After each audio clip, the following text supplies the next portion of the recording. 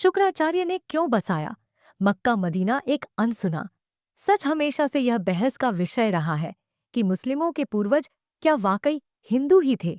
दुनिया भर के मुस्लिम लोग, चाहे इस सत्य को माने या ना माने, उनके रहन सहन के तरीके, उनकी मक्का मदीना की पूजा पद्धति, उनके पवित्र चिन्ह आदि उन्हें किसी न किसी तरह से हिंदू धर्म से जोड़ते हैं। हिंदू धर्म ग्रंथों के अनुसार असुरों के गुरु तथा महर्षि व असुर राजा हिरण्यकश्यप की पुत्री दिव्या के संतान शुक्राचार्य ही मुस्लिम संप्रदाय के वास्तविक जनक थे। शुक्राचार्य ने राक्षसों का वंश बचाने के लिए भगवान शिव की घोर तपस्या की, जिससे प्रसन्न होकर शिवजी ने अपना स्वरूप शिवलिंग शुक्राचार्य को प्रदान कर उसे वैष्णव अर्थात हिंदुओं से दूर रखने को कहा। शिवजी का स्पष्ट आदेश था कि जिस दिन कोई भी वैष्णव अर्थात हिंदू इस शिवलिंग पर गंगा जल चढ़ा देगा, उस दिन राक्षस वंश का नाश हो जाएगा। शुक्राचार्य ने महादेव के स्वयं दिए शिवलिंग को भारतवर्ष तथा हिंदुओं से दूर रेगिस्तान में स्थापित किया, जिसे आज अरब देश में मक्का मदीना के नाम से जाना जाता है। यहाँ तक कि अरब देश का नाम शुक्राचार्य के पौत्र अर के नाम पर ही पड़ा है। शुक्राचार्य मूल रूप से काव्य आर्षि थे और उनके सम्मान में मक्का मदीना के शिव मंदिर को काव्या नाम दिया गया। कालांतर में काव्या नाम विकृत होकर काबा बन गया, जिसे मुस्लिमों का सबसे पवित्र स्थल माना जाता है। अरबी भाषा में शुक्र का मतलब महान माना जाता है और शुक्र अर्थात शुक्रिया अथवा धन्यवाद शब्दों का जन्म भी गुरु शुक्राचार्य के नाम पर ही हुआ है। मुसलमानों का पवित्र जुम्मा शुक्रवार को मानने की वजह भी गुरु शुक्राचार्य ही है।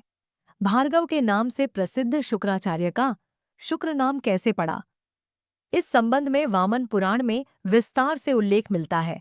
एक कथा के अनुसार जब शुक्राचार्य को भगवान शिव निगल जाते हैं, तब शिव जी के उदर में जाकर भार्गव ने भगवान शिव की स्तुति प्रारंभ कर दी, जिससे प्रसन्न होकर शिव जी ने उनको बाहर निकलने की अनुमति दे दी।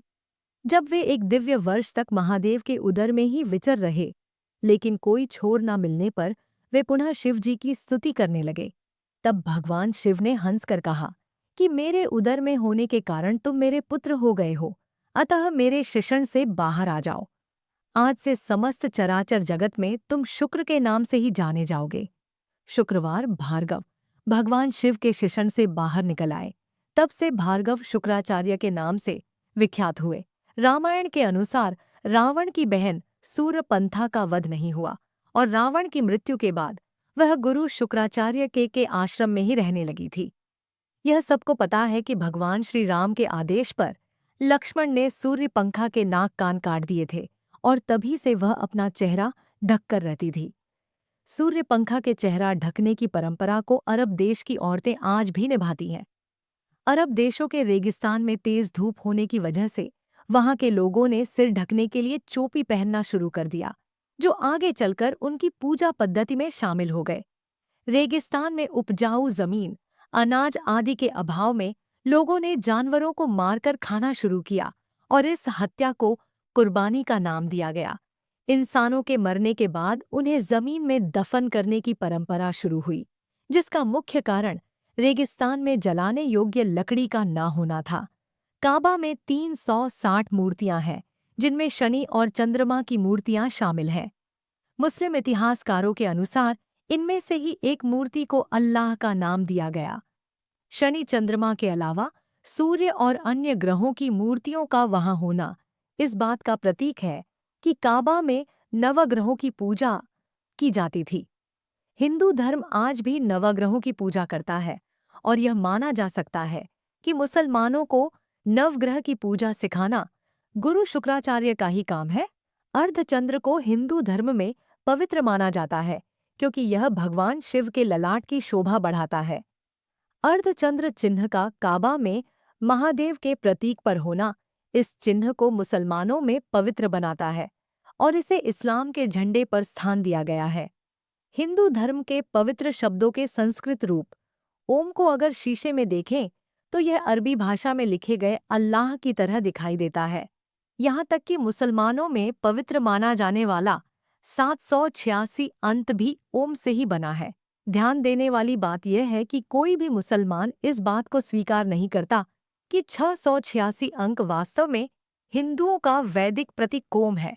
कोई भी मुस्लिम बुद्धिजीवी यह नहीं बता पाता कि अगर 786 अनकोम नहीं तो आखिर क्या है। मुसलमान मक्का जाकर काबा के शिवलिंग की 7 बार परिक्रमा भी करते हैं, जो बहुत पहले से चला आ रहा है।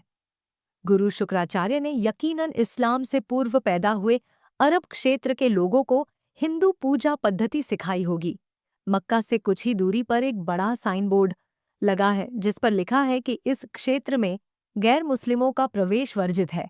यह साइन बोर्ड उस समय का प्रतीक माना जाता है जब इस्लाम की शुरुआत हुई थी, तथा यह भी अंदाजा लगाया जा सकता है कि शुक्राचार्य ने भगवान शिव की दी हुई चेतावनी पर अमल करते हुए इस मंदिर के क्षेत्र में हिंदुओं के प्रवेश पर प्रतिबंध लगा गया होगा।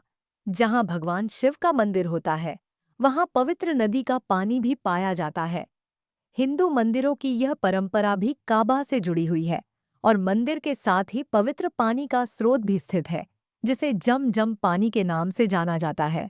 कहते हैं कि इस्लाम धर्म के प्रवर्तक मोहम्मद साहब स्वयं भी वैदिक परिवार में हिंदू के रूप में जन्मे थे, और जब उन्होंने अपने प्रकृति पूजक मूर्ति पूजक परिवार की परंपरा और वंश से संबंध तोड़ने और स्वयं को पैगंबर घोषित करना निश्चित किया, तब संयुक्त हिंदू परिवार छिन्न भिन्न हो गया और काबा में स्थित महाकाय शिवलिंग और काबा के रक्षार्थ हुए। युद्ध में पैगंबर मोहम्मद के चाचा उमर बिने हश शाम को भी अपने प्राण गंवाने पड़े थे।